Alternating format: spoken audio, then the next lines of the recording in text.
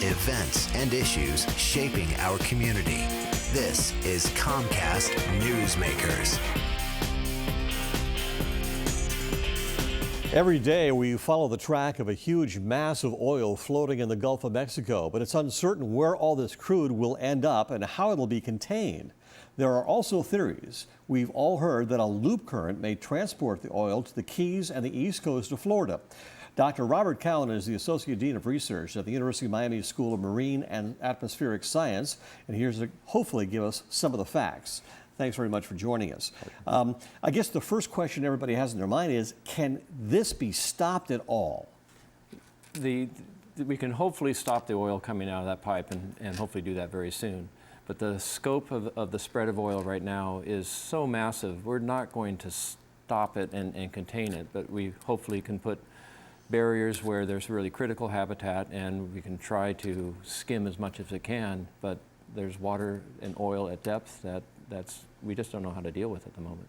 Some graphics and projections actually show the oil totally encasing the state of Florida, then going into the Gulf Stream, and I guess that's a worst case scenario. But are we still speculating on what's going to happen to this oil?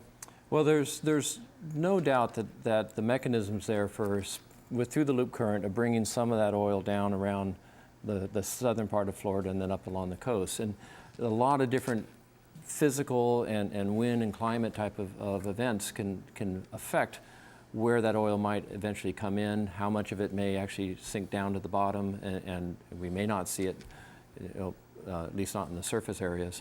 So it is, the worst case scenario is oil along very large extensive portions of the coast, but that's still, as you say, very speculative. What is the difficulty in trying to contain all this oil?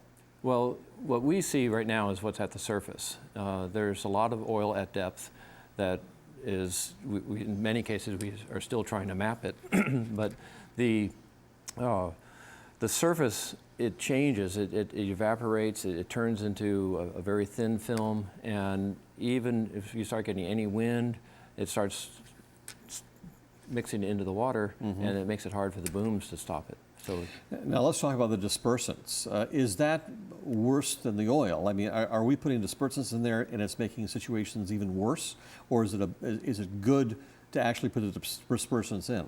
There's a definite different views on that. In one hand, if you leave it near the surface, perhaps you can skim it up a little bit more quickly, but by putting the dispersants in, if it can break it up and have it drop to the bottom, the problem is we don't know to what extent it's going to stay at the bottom and versus just being stirred up again and again. So the dispersants are sort of a mixed blessing, I guess. There's a storm season we're coming into, the hurricane season.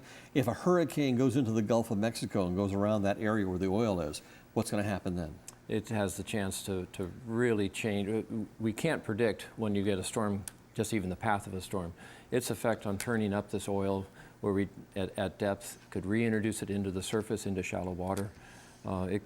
This sort of thing could happen actually through months and years. Through months and years, because we don't know what's out there. That's right. Right now, and we have no idea where it is. I mean, is there any way we can track where this oil is? Well, we have one of our research vessels, the Walton Smith, is out there, and several other vessels are trying to track where the oil is at depth at the different layers. And as we map it, as we get a better idea, then we can use our models to try and predict where it might be spreading.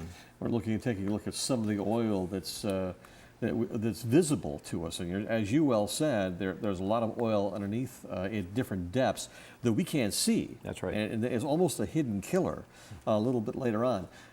This has dire effects for the environment as well as the people who live in the state as well. So I guess we'll be hearing a lot about this for years and years to come. Unfortunately.